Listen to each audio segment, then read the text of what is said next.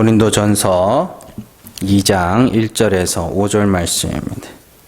같이 읽겠습니다. 형제들아, 내가 너희에게 나아가 하나님의 증거를 전할 때에 말과 지혜의 아름다운 것으로 하지 아니하였나니 내가 너희 중에서 예수 그리스도와 그가 십자가에 못 박히신 것 외에는 아무것도 알지 아니하기로 작정하였음이라. 내가 너희 가운데 거할 때에 약하고 두려워하고 심히 떨었노라. 내 말과 내 전도함이 설득력 있는 지혜의 말로 하지 아니하고 다만 성령의 나타나심과 능력으로 하여 너희 믿음이 사람의 지혜에 있지 아니하고 다만 하나님의 능력에 있게 하려 하였노라. 아멘. 고린도전서 13번째 시간입니다. 도구에 이름이 붙으면 안 된다. 지난 시간에 우리가 하나님이 왜 택하신 자들을 약함으로, 미천함으로, 없음으로 인도하시는지에 관하여 살펴봤습니다. 첫 번째 이유는 약한 자들의 강함이 되심으로 스스로 강하다 하는 자들을 부끄럽게 하기 위함이며, 두 번째 이유는 어떤 육체도 스스로를 자랑할 수 없도록 하기 위함이다. 구원의 조건이 하나님에게만 있어야, 그죠? 하나님께만 있어야 구원받은 자들도 하나님의 영광을 나타낼 것이며 멸망받는 자들도 하나님의 영광을 나타내기 때문에 구원의 조건은 절대로 사람에게 있어서는 안 된다. 왜냐하면 사람의 어떤 삶이 구원의 조건이 된다면 그건 누구나가 다 따라 할 수 있는 거잖아요. 그죠? 그래서 홍해 앞에서 하나님이 이스라엘 백성들을 구원하시고 애굽 백성들을 바다에 수장시키실 것을 말씀하시면서 내가 애굽 사람들에게도 영광을 나타낼 거다. 그렇게 말씀하신 거죠. 또한 이스라엘 백성들에게도 하나님의 영광을 나타낼 거다. 이렇게 말씀하신 것은 이스라엘 백성들도 하나님이 우리를 구원하셨구나라고 찬송하도록 하기 위함이고, 애굽 백성들도 하나님이 저들을 구원하셨구나. 그러니까 사람은 없는 거예요. 거기서 그게 하나님이 산자와 죽은 자 모두에게 영광을 받으시는 그런 이야기죠. 전쟁 이야기에서도 마찬가지로 약한 이스라엘을 들어 강한 이방인들을 치는 이야기가 반복해서 나오는 이유는 승리한 이스라엘도 하나님이 우리를 이기게 하셨구나라고 찬송하도록 하기 위함이며, 진 자들에게도 저 이스라엘은 아무것도 아닌데 저들과 함께한 하나님이 우리를 이기셨구나. 그게 하나님이 진 자와 이긴 자 모두에게 찬송을 받으시라는 거라니까요. 그러니까 마찬가지로 예수를 믿어야 구원에 이르는 거고, 예수를 안 믿어서 지옥에 가야 지옥 간 사람들도 내가 예수를 안 믿어서 지옥에 왔구나라고 할 것이고, 구원받은 자들도 내가 예수를 믿어서 구원에 온 거구나라고 이렇게 될 거란 말이에요. 그러니까 그 사이에 하나님은 지옥에 간 자들에게도 영광을 받으셔야 되는 거고, 천국 간 자들에게서 영광을 받으시는 건 당연한 거고, 그래서 구원 얻은 자들은 그렇게 자꾸 낮추어 가시는 거예요. 왜요? 구원 얻은 자들이 하나님의 영광을 찬송하도록 하기 위해서. 또한 하나님은 창세전에 택하신 그의 백성들을 없음의 자리로 인도하시는 분이니, 우리가 없음이라는 것을, 내가 죄인 중에 괴수구나, 나는 하나님의 은혜가 아니면 구원에 이룰 수 없는 자구나라는 것을 딱 인식하는 그 순간이 하나님이 여러분들과 함께 하신다는 증거예요. 그러니까 하나님의 함께 하신다는 증거를 우리는 자꾸만 내가 잘 되는 것으로만 자꾸 그걸 확인하려고 그래요. 그때도 하나님이 역사하셔서 그렇게 되는 거예요. 택하신 자들은 하나님이 늘 동행하시니까. 근데 우리가 진짜로 하나님이 나를 구원하기로 작정하셨구나라고 딱 인식하는 순간이 언제냐면, 내가 죄인 맞네. 요거. 요때가 하나님이 나랑 함께 하시는 거구나. 그걸 인식하는 순간이라니까요. 그러니까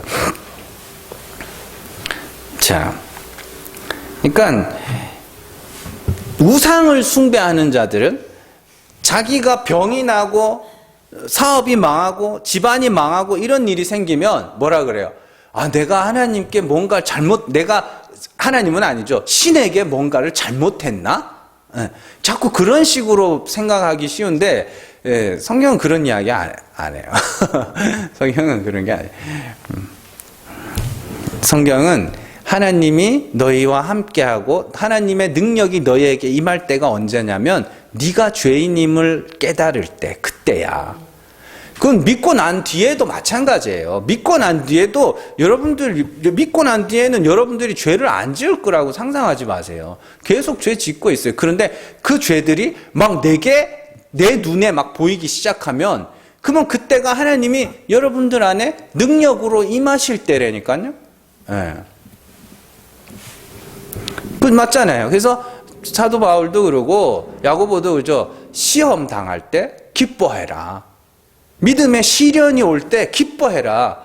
풀이 마르고 꽃이 떨어지고 부한자가 낮아지는 그 시련이 너에게 올 때 기뻐해라 그래요. 왜요? 그때가 하나님이 너라 역사하시는 때야. 자, 하나님은 우리를 고아와 같이 내버려 두시지 않는다? 친아들로 여기신다 그래요? 그리고 하나님은 친아들은 뭐예요? 반드시 징계하시고 채찍질 하시는 하나님이라 그래요. 그러면 하나님이 내 아버지라는 증거가 뭐예요?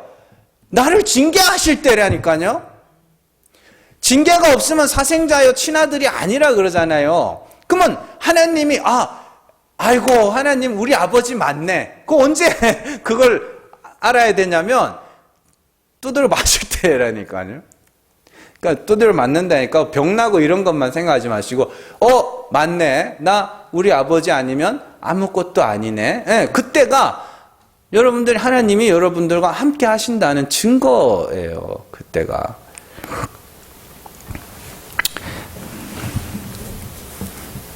그러니까 참 하나님이 깨닫게 하셔야지 뭐 내가 어디서부터 어디까지 모르고. 오늘 말씀을 풀어가기에 앞서 사도 바울이 1장의 내용을 어떤 흐름으로 풀어가고 있는지에 대해서 이해하는 것이 굉장히 중요합니다. 고린도 교회 안에 분쟁이 있었어요. 그죠? 1장의 시작이 그거잖아요. 그 분쟁은 누구에게 세례를 받았는가 하는 분쟁이었습니다. 누구에게 세례를 받았는가는 곧 누구에게 배웠는가, 누구에게 복음을 듣고 믿게 되었는가, 이 이야기거든요. 자, 그것을 갖고 누가 크냐를 분쟁하고 있었단 말이에요. 그죠? 바울이 크다, 뭐 이렇게. 이게 뭐냐면 결국엔 그에게서 배운 나를 자랑하기 위한 거잖아요.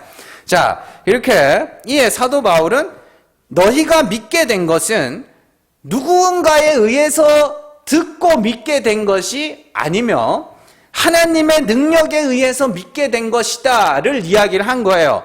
바울뿐만 아니라 다른 목회자들은 복음을 전하는 자라는 것을 강조한 바울은 자신뿐만 아니라 다른 사람들이 전한 그 십자가의 도라는 것은 어떻게 해요? 멸망받는 자들에게는 미련한 것으로 들리지만 어떻게 구원 얻은 너희, 하나님이 택하신 너희만 그걸 하나님의 능력으로 들어. 그러니까 그러면은 믿게 한 거는 누구예요? 하나님이에요? 그러면 믿게 하도록 하기 위하여 하나님이 도구로 쓴 건 누구예요? 요 사도 바울이나 사도들이나 목회자들이란 말이에요. 그러니까 믿게 한 건 하나님이니까 너희가 자랑해야 되는 건 너희를 대신하여 죽으신 예수 그리스도와 하나님이지. 이 사람들이 너희를 잘 가르쳐서 너희가 믿을 수 있는 게 아니야. 그 이야기를 한 거 아니에요. 그러니까 십자가의 도가 멸망받을 자들에게 미련한 것이고, 그죠? 구원 얻은 자들에게는 하나님의 능력이다. 그렇게 이야기를 하는 거예요. 그건 믿는다는 것 자체가 하나님이 그들을 택하셨다는 증거니까. 그러니까 뭐 하지 말라는 거예요? 너희를 가르친 자들로 자랑하지 말아라. 그렇게 이야기를 풀어가고 있는 거예요. 그러니까 중간에 십자가의 도의 이야기나 지혜의 이야기나 이런 것들이 다 뭐냐면 사람이 사람을 가르쳐 그를 믿게 할 수가 없는 거다. 십자가의 도라는 것은. 그 이야기를 하는 거예요.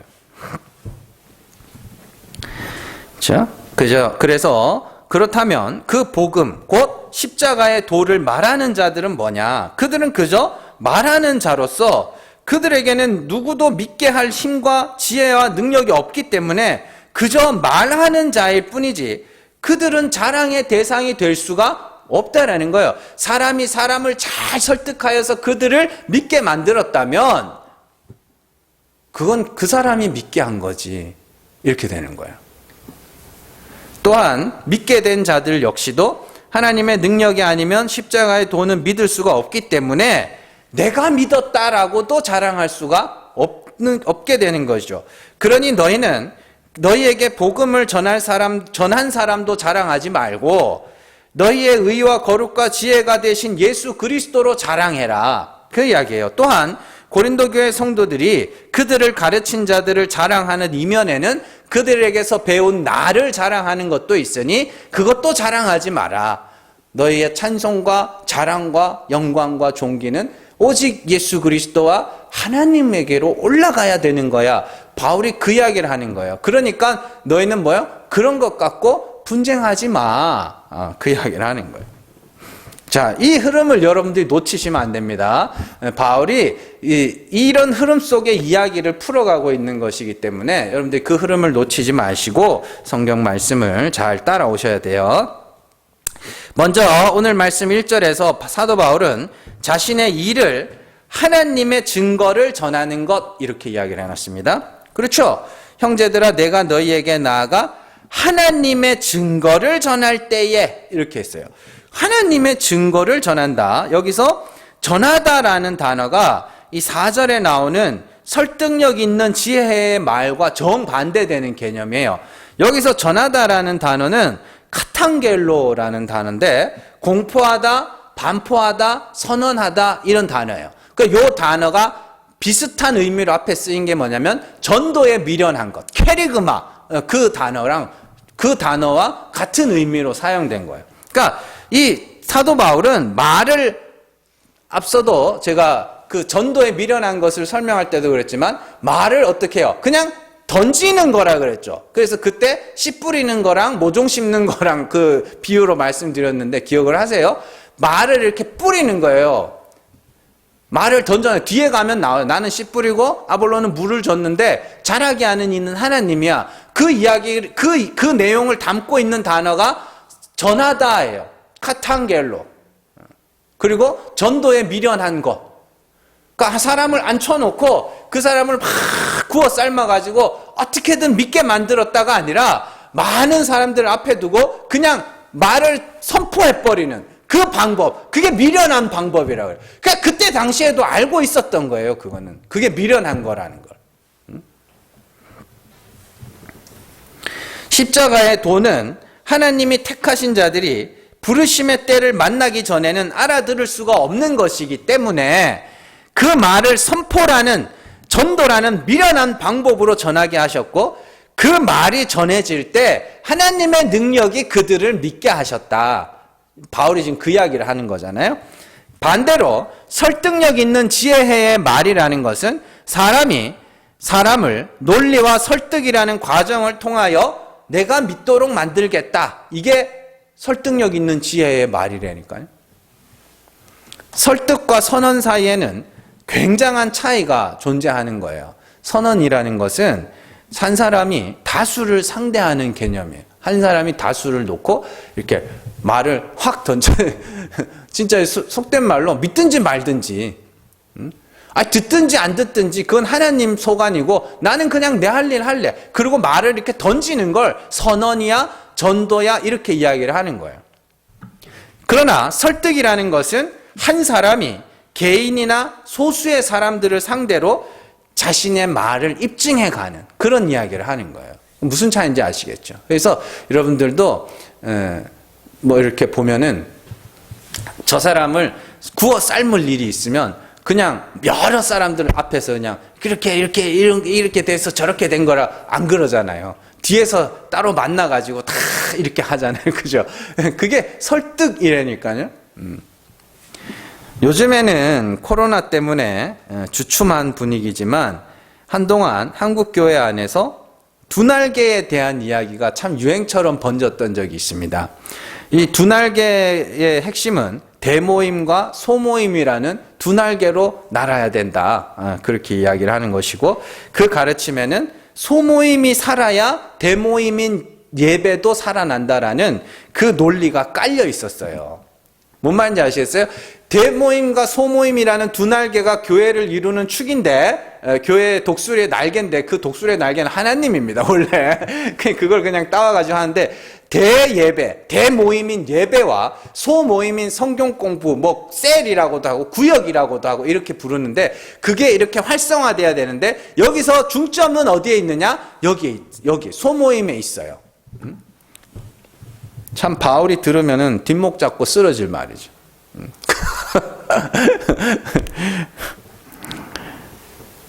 90년대, 80년대부터, 80년대죠. 한국교회 안에 일어났던 성경 공부 운동 역시 마찬가지예요. 소모임. 그래서 뭐 하냐면, 소수의 몇몇 사람들을 한 사람이 뭐 하냐면 설득해 가는 과정이에요, 그게. 물론, 나쁘다고는 할 수 없어요. 이미 믿은 자들에게 말씀을 심화 과정으로 가르쳐 주기 위한 그런 성경 공부나 소모임이면 얼마든지 오케이. 우리가 다음 주에 배우겠지만 바울이 뭐라 그래요? 내가 온전한 자들 중에서는 하나님의 지혜를 말하였다. 그렇게 나오잖아요. 그러니까 믿은 자들이 온전한 자들에게 그들에게 더 풍성하게 진리의 복음을 말씀을 통하여 설명해 주는 그런 모임이면 얼마든지 오케이인데 지금 바울이 경계하는 게 뭐냐면 내가 믿게 하기 위하여서 그럼 그 설득은 아니야 라고 이야기를 하는 거예요. 참 근데 참 재미있는 것이 1년이 넘는 전염병 기간 동안에 예배를 통한 전염은 단 한 사람도 없었습니다. 예. 그거는 질본에서 이미 저거 발표를 했어요. 예배를 통하여서 전염된 거는 없다. 그럼 다 어디서 전염됐냐? 소모임에서 다 전염됐어요. 뭐 성가대에서 전염된 게 꽤 많고 그 외에도 소그룹 모임들 있죠. 그런 데서 다 번졌어요. 교회에서 나온 확진자는 다 거기서 나온 거예요. 그러니까 말씀을 준비하면서 야 이거 하나님이 막으시는 거 아닌가 막 그런 생각도 했습니다만은 어쨌든 사도 바울은 선언이라는 단어와 설득이라는 단어를 서로 대조함으로써 사람의 믿음이 하나님으로부터냐 사람으로부터냐를 지금 계속 이야기를 하고 있는 거예요. 그러니까 오늘날 굉장히 많은 목회자들이 엄청나게 교만한 게 그거예요. 내가 믿게 하겠다.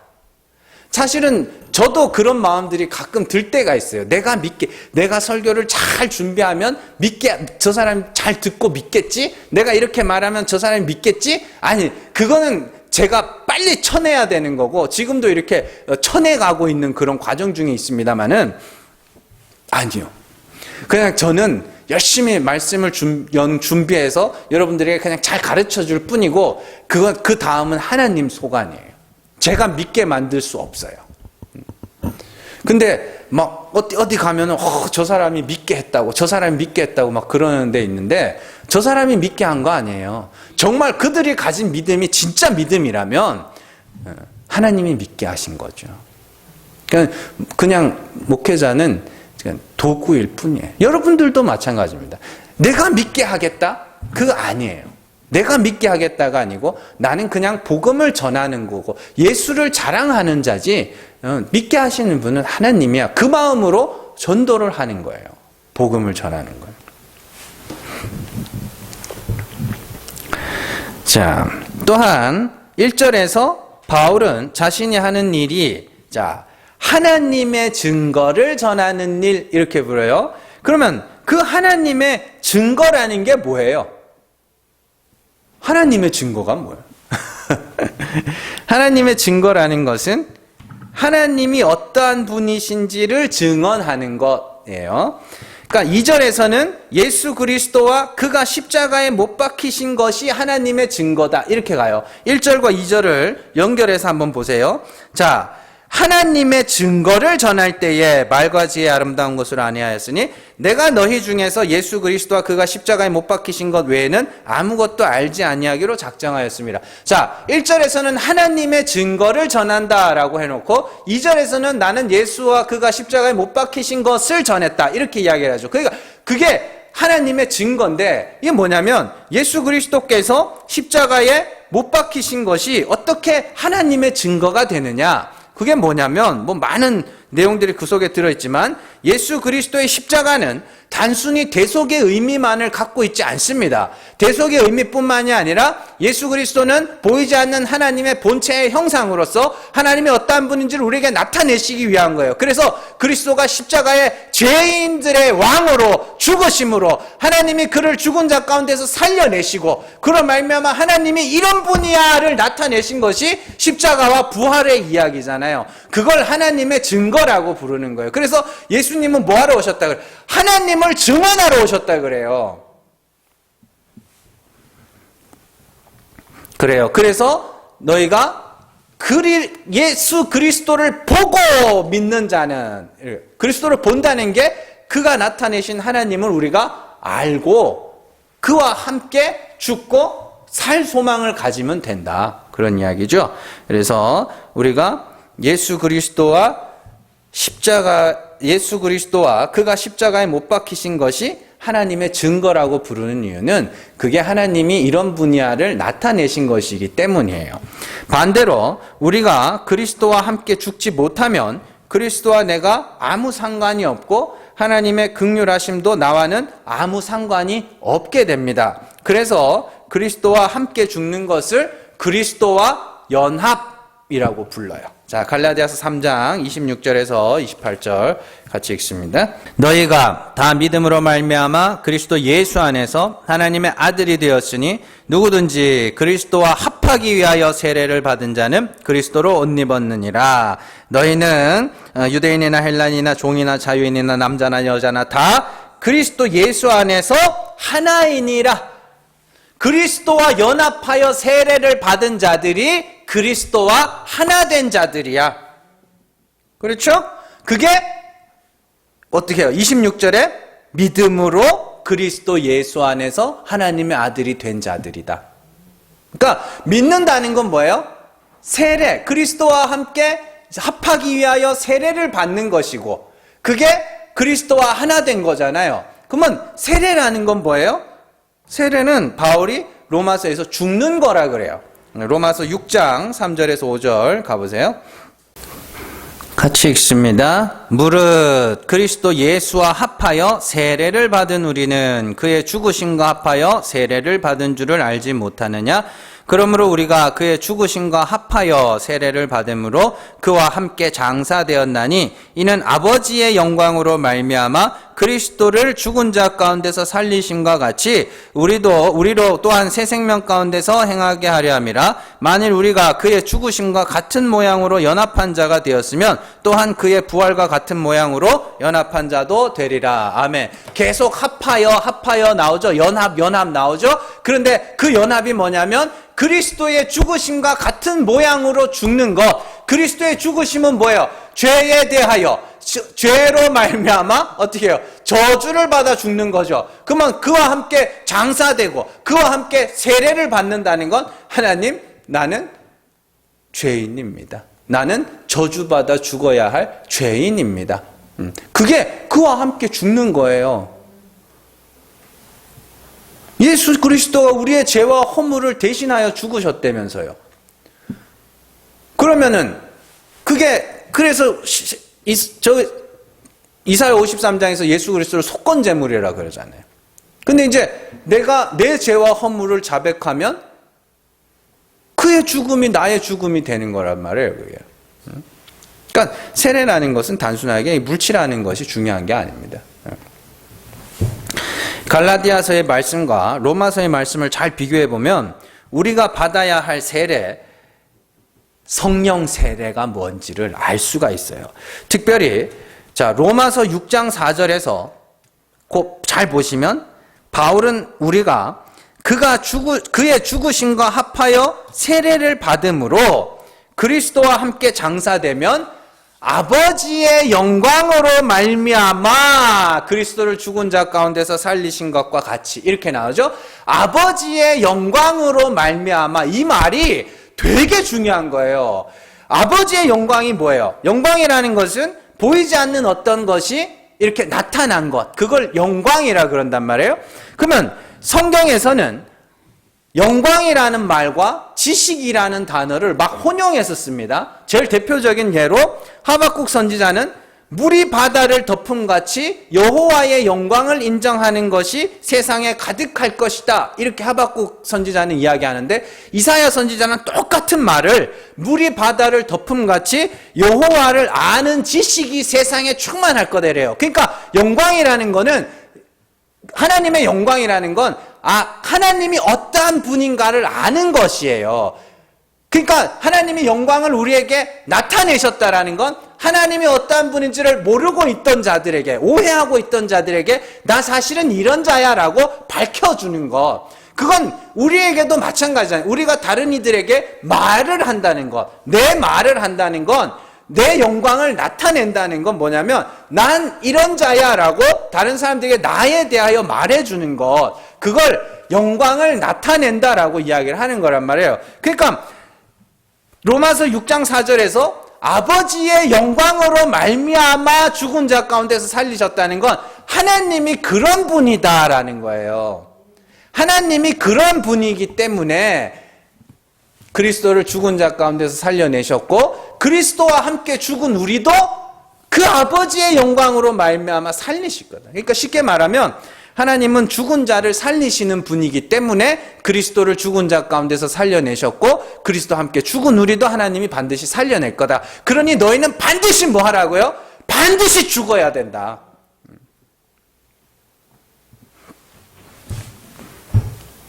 그런 이야기예요. 그게 로마서 6장 4절이에요.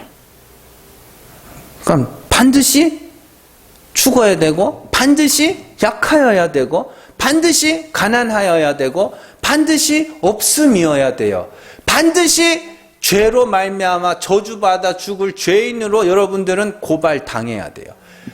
근데 아무도 그걸 가기 싫어해요. 그래서 구원으로 이르는 길, 생명으로 가는 길은 좁고 그 길이 협착하여 아무도 찾는 이가 없다라고 하는 거예요. 그래서 아무도 안 찾으니까 하나님이 어떡하냐면 끌고 가요.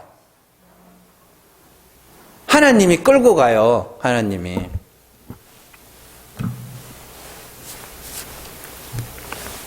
그러니까 다들 그냥 좁은 길로 갑시다 그러면서 뭐 다른 사람들을 위해서 희생하고 또 뭐 그런 거는 넓은 길이에요. 그런 사람들 다 위인으로 추대해 주지 않습니까? 역사상 전부 다. 근데 좁은 길이라는 건 자기 안에 감추어져 있던 그 죄악들을 폭로당하면서 난 하나님 아니면 아무것도 아니야. 그게 뭐냐면 그게 좁은 길로 하나님에 의해서 이끌려가는 자들의 자기 고백이란 말입니다. 다시 오늘 말씀으로 돌아와서 아버지의 영광 대신에 바울은 하나님의 증언이라는 말을 사용하고 있는 거예요. 하나님의 증거, 증언. 아버지가 죽은 자를 살리시는 은혜와 긍휼의 하나님이신 것을 그리스도와 그의 십자가가 우리에게 나타내셨기 때문에 그리스도와 십자가가 하나님의 증언이라고 말하는 겁니다. 그렇게 사도 바울은 고린도 교회에 머물러 있을 때 예수 그리스도께서 우리를 위하여 죽으신 것과 하나님이 그리스도를 죽은 자 가운데서 살리심으로 은혜의 하나님이시며 긍휼의 하나님이시라는 그 십자가의 도를 증거한 거예요. 그런데 문제는 바울이 그것만 전했다는 거예요. 그게 2절 말씀이잖아요. 그것만 전했다. 다른 말은 안 했다는 거예요. 다른 것도 할 말이 많은데 그건 안 했다는 거예요. 자, 그리고 그 이유가 3절부터 나오는데 이 3절이 번역이 좀 이상하게 돼 있어요. 오늘 말씀 3절 잘 보시면 내가 너희 가운데 거할 때 이렇게 돼 있는데 정확하게 번역하면 나 역시예요. 여기 이 사용된 단어 카고거든요. 카고라는 단어는 뭐냐면 카이와 에고라는 and I 에거든. 그리고 나 역시 이렇게 했는데 이걸 붙였으면은 나 또한 나 역시 이런 단어예요. 그러니까 뭐냐면 나뿐만 아니라 다른 사도들도 다른 목회자들도 다 같은 마음이었다는 거예요. 뭔 말인지 아시겠죠?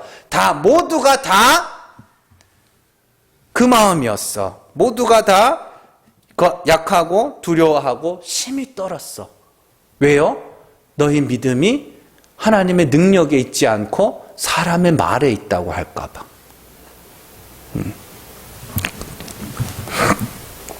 그런 이야기. 그래서 3절의 말씀을 옳게 해석하면 그리고 나 역시 너희를 향하여 심히 약하고 두려워하고 떨었다.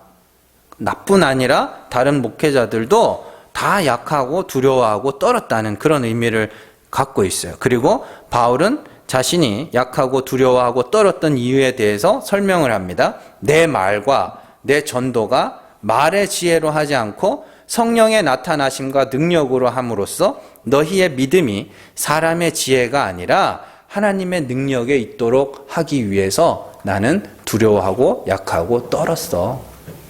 뭔 말인지 아시겠어요? 그래서 나는 십자가와 그 예수 그리스도와 십자가에 못 박히신 것만을 전했어. 두려운 마음으로. 내가 믿게 했다고 할까 봐. 그래서 사도행전에 보면 사도행전 초반에는 많은 기적들이 나타납니다. 그렇죠? 그래서 막 귀신도 쫓겨나고 막 안전병에도 일어나고 하는 그런 기적들이 많이 나오다가 점점 후반부로 갈수록 기적의 이야기가 잘 안 나와요. 왜냐하면은 베드로 역시 그 병자를 고쳤더니 사람들이 우르르 몰려와서 베드로를 막 높여이라고요. 바울 역시 막 병 고쳤더니 막 제우스와 헤르메스라 이러면서 막 제사를 드리려고 그러고. 그러니까 뒤에 갈수록 기적의 이야기가 안 나와요. 왜냐하면 믿음이라는 것은 하나님이 믿게 하셔야만, 또 믿기로 작정된 자만 믿기 때문에, 그래서 전도자는 택하신 자들을 찾아내는 자들이지 믿게 만드는 자들이 아니란 말이에요. 그리고 택하신 자들을 찾아내는 일이라면, 내가 복음을 전하여 누군가가 믿게 됐다면 내가 믿게 했으니까 너 나한테 돈 내놔, 이렇게 할 수가 없는 거예요. 그런 거죠. 쉽게 정리해드리면 모든 사도와 목회자가 설교를 잘해서 너희가 믿은 것이 아니라 하나님이 믿게 하셨음을 전하는 자나 믿는 자 모두가 인정하도록 하기 위해서 그리스도와 그가 십자가에 죽은 것만을 내가 전했다. 이렇게 이야기해요. 그러니 계속 바울이 지금 뭐 하냐면, 그러니 너희는 전하는 자로 자랑하지 마라. 그 이야기를 계속 해나가는 거예요. 여기서 우리는 중요한 몇 가지 사실을 살펴볼 수 있습니다. 첫 번째로, 믿음이라는 것은 인간의 노력과 수고에 의해서 생기기도 하고 없어지기도 하는 것이 아니라는 사실입니다. 믿음이라는 것은 하나님 측에서 인간에게 주어지는 것이고, 복음 전도라는 것은 하나님이 믿게 하실 자들을 찾아내는 일, 도구에 불과하다는 거예요. 이런 모습은 사도행전에서도 나타나죠. 사도행전 13장 48절로 한번 가보세요. 같이 읽습니다. 이방인들이 듣고 기뻐하여 하나님의 말씀을 찬송하며 영생을 주기로 작정된 자는 다 믿더라. 이렇게 돼 있어요. 비시디아 안디옥에서 유대인의 회당에 들러서 복음을 전한 바울이 거기서 유대인들이 자신을 비방하자, 내가 이제 이방의 빛으로 부르심을 받은 자로서 이젠 이방인에게로 갈 거야. 그리고 이방인들에게 복음을 전했더니 어떻게 해요? 영생을 주시기로 작정된 자는 믿었다. 그것은 이미 하나님의 작정 속에 있었던 자들이 있었다는 거예요. 그리고 바울은 그냥 거기 가서 뭐 한 거예요? 그들을 찾아낸 거예요. 그리고 우리가 유두고의 이야기에서도 살펴봤지만 하나님이 유두고를 구원하시기 위하여 바울과 그 일행들을 단 하루 거기에 머물게 하셨다니까요. 그 유두고의 이야기는 예배 시간에 자면 죽는다 그 이야기가 아니에요. 그 뭐 예배 시간에 잘 수도 있지, 맨날 자는 사람도 있는데. 근데 그 이야기가 아니에요. 졸리면 잘 수도 있는 거고, 뭐 귀에 안 들어오면 잘 수도 있는 거, 피곤하면 잘 수도 있는 거. 또 그걸 또 그렇다고 또 난 목사님 말씀 듣고 이제 마음 편하게 잘래요. 그럼 또 안 되는 거고. 꼭 사람들이 중간이 없어요. 중간이. 응? 근데 그게 아니라 유두고의 이야기는 하나님이 그 유두고 한 사람을 구원하시기 위해서 택하신 저 복음 전하는 자들을 거기로 보내신 이야기예요. 그러니까 하나님은 믿기로 작정된 자는 반드시 복음 전하는 자들을 만나게 하셔요. 그래서 하나님은 택하신 자들을 찾아내는 역할로 전도자를 세우신 것이고, 또 복음이 땅끝까지 증거되어야 하는 이유 역시 어딘가 있을지 모르는 택하신 자들을 찾아내기 위하여 그 일들을 감당하는 겁니다. 그리고 그 일들에 하나님이 먼저 믿은 여러분들을 부르신 거예요. 가서 전하라고. 그러니까 전하세요. 저 사람은 믿겠지? 저 사람은 믿었으면 좋겠어. 그런 생각도 하지 마시고 그냥 예수 믿으시라고 전하세요. 그래서 우리는 우리 주변에 있는 사람들 중에 단 한 사람도 빼놓지 않고 예수와 그가 십자가에 못 박히신 것과 하나님이 그를 죽은 자 가운데서 살려내심으로 은혜의 하나님이심을 나타내신 것을 여러분들은 말해야 돼요. 그게 여러분들을 이 땅에서 하나님이 남겨놓으신 뜻이라니까요. 자, 두 번째로 택하심의 증거는 복음을, 십자가의 도를 믿고, 듣고, 믿음이 택하심의 증거입니다. 복음이 증거될 때 그 복음을 단순히 듣고 이해하는 수준이 아니라 자신의 죄를 깨닫고 하나님의 긍휼을 구하는 자가 바로 택하심을 입었다는 증거라는 소리예요. 사실 이 부분에 대해서 참 개인적으로 굉장히 오래 고민을 했습니다. 왜냐하면은 성경을 보고 또 신학을 공부하면서 자꾸 택하심, 창세전에 택하심 이런 말들을 들을 때마다 사실 내심 마음 한쪽 구석에 뭐가 있었냐면 나 하나님 택하신 자 맞나? 뭐 그런 생각들이 있었어요. 여러분들 그런 생각 안 해보셨어요? 택하셨던 거, 나 택하신 자 맞나? 택하신 자 맞나? 계속 그런 고민들. 혹시나 내가 택하신 밖에 있는 자면 어떡하지? 나 지옥 가면 큰일 나는데? 되게 무서운데? 어떡하지? 이렇게. 그렇게 마음이 굉장히 불안해했던 시기가 있었습니다. 그래서 그러면 택하신 자가 있다면 택하신 증거가 있을 거 아니에요. 그죠? 그러니까 그래서 그 궁금증이 있다가 이렇게 성경을 연구하다가 택하신 증거가 뭔지를 알게 됐어요. 데살로니가전서 1장으로 한번 가보세요. 데살로니가전서 1장 4절에서 5절 말씀 같이 읽습니다. 하나님의 사랑하심을 받은 형제들아, 너희를 택하심을 아노라. 이는 우리 복음이 너희에게 말로만 이른 것이 아니라 또한 능력과 성령과 큰 확신으로 된 것임이라. 우리가 너희 가운데서 너희를 위하여 어떤 사람이 된 것은 너희가 아는 바와 같으니라. 아멘. 잘 보세요.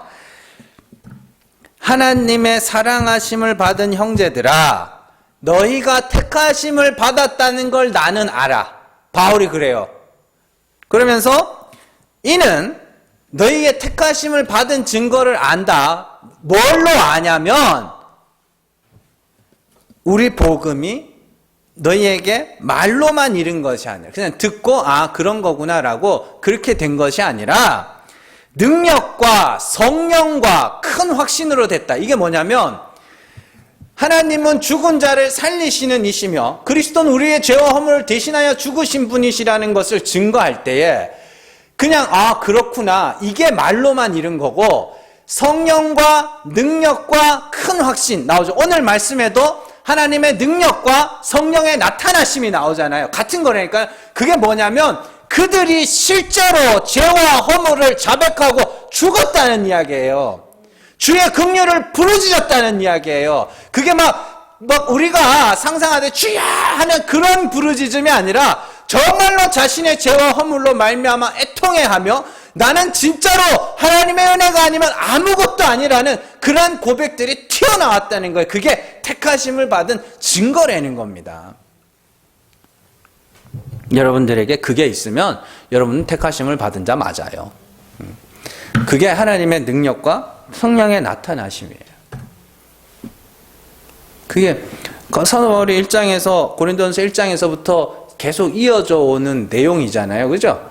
약한 자를 택하여 강한 자를 부끄럽게 하시고 어리석은 자를 택하여 지혜 있다 하는 자를 부끄럽게 하시고 그게 뭐냐면 그게 다 뭐냐면 그게 성령의 능력 하나님의 능력과 성령의 나타나심이라니까. 그러니까 자꾸만 어디 기도원 같은 데서 들은 것 같고 또 상상하고 유명한 목사가 말하는 거 그런 것 좀 하지 마시고 성경을 보시라니까요. 성경을. 하나님의 능력은 뭘 하냐면 풀은 마르고 꽃은 시들게 하는 거예요. 뜨거운 바람 그게 뭐라 그래요? 성령의 바람이라고 그랬잖아요. 성령의 불이 뭐예요? 사람들의 공적을 불태운다 그러잖아요. 근데 그 불은 소멸하는 불이에요. 그래서 반석 위에 세워진 교회, 예수 믿는 성도 그것만 남기고 모든 공적들은 다 불태울 거니까 어설픈 공적 갖고 자랑하지 말라는 이야기가 그 내용이고 그게 성령의 능력과 성령의 나타나심이라니까요. 회개케 하는 거, 자신의 죄를 자백하게 하는 거 그게 있으면 여러분들이 택하심을 입은 자가 맞아요. 그렇게 성령의 나타나심에 의하여 자신의 죄와 허물로 죽은 자들은 성령의 인도하심에 의하여 점점 그 마음이 더 낮아지게 돼요. 더 낮아지게 돼서 그냥 예수 아니면 난 아무것도 아니 진짜로 그런 상태로 낮아지게 돼요. 심판받을 자처럼 말하기도 하고 행하기도 하는 심판받을 자처럼 말하기도 하고 행하기도 하는 게 뭐라 그랬어요? 긍휼만을 바라는 거. 그게 택하심을 받은 자들이에요. 세 번째로 하나님은 절대 인간에게서 어떠한 자랑도 하지 못하게 하시는 분이다. 바울이 앞서 1장 30절에서 아무 육체도 하나님 앞에 자랑하지 못하게 하려 함이라 라는 말 안에는 너희는 너희의 행위를 자랑할 수 없다는 의미도 담겨 있지만 복음을 전하는 자들 역시 내가 믿게 하였다라는 그 자랑을 못하게 하기 위함도 그 안에 들어있어요. 다. 오직 영광은 하나님께로만 향해야 되는 거예요. 모든 찬송과 영광은 하나님, 그게 창조주가 피조물에게 바라는 유일한 것이라 그랬잖아요.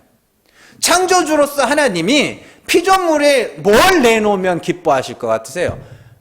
우리가 좋아하는 거 하나님 막 드리면 하나님이 아이고야 이렇게 귀한 걸 주냐 이러겠어요? 고양이가 자기가 제일 귀하게 여기는 그 쥐 잡아다가 주인 애 낳았다고 축하 선물이라고 잡아 놓으면은 그게 뭐냐고 그게. 그렇잖아요. 하나님이 우리에게 요구하시는 거는 그 찬송, 자랑, 그게 하나님께로 향하고 그게 뭐야? 찬송의 제사잖아요. 그죠? 그게 이웃에게로 흘러가면 그게 이웃에게 복음을 전하는 거 아닙니까? 하나님이 우리에게 원하는 건 그거예요.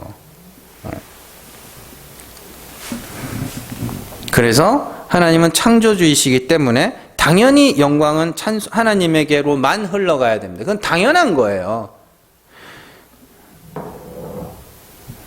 도끼가 주인보다 빛날 수 없으며 막대기가 치는 자보다 빛날 수가 없는 거예요.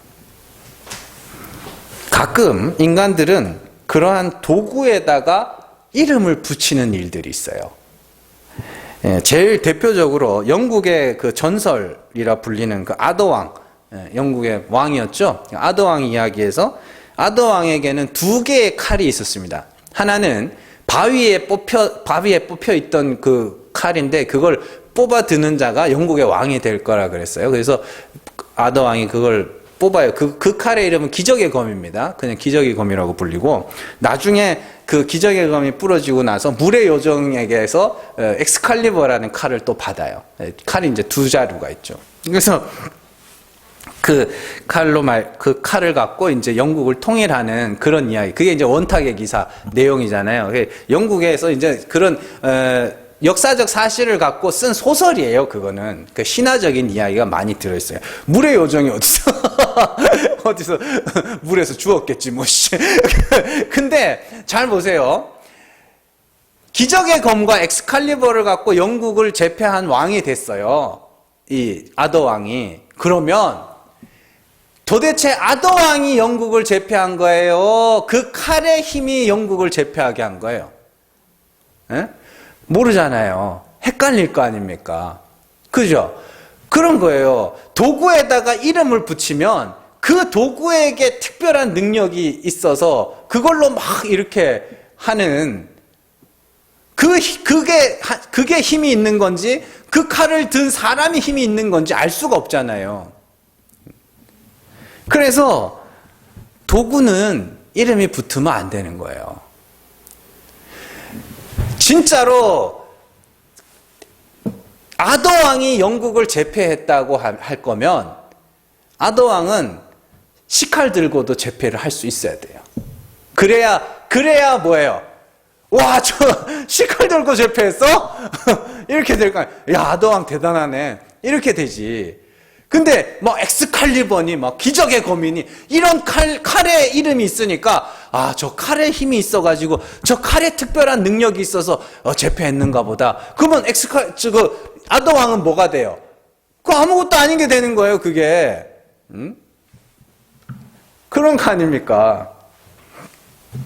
그래서 성경에 보면 어이없는 이야기들이 나와요. 삼손의 나귀턱뼈로 1000명 죽이잖아요. 그거는 그 나귀턱뼈가, 뭐 나귀턱뼈 보신 적 있으세요? 그건 요만해요. 손에 딱 쥐어질 만한. 그걸로 1000명을 때려 죽였다니까요. 그거는 그 나귀턱뼈에 특별한 능력이 있는 게 아니라 하나님이 이기게 하셨음을 나타내는 거예요. 삼갈에 소모는 막대기로 블레셋 사람 800명인가를 쳐 죽이죠. 소모는 막대기라니까요. 그게 뭐 대단한 것 같으세요?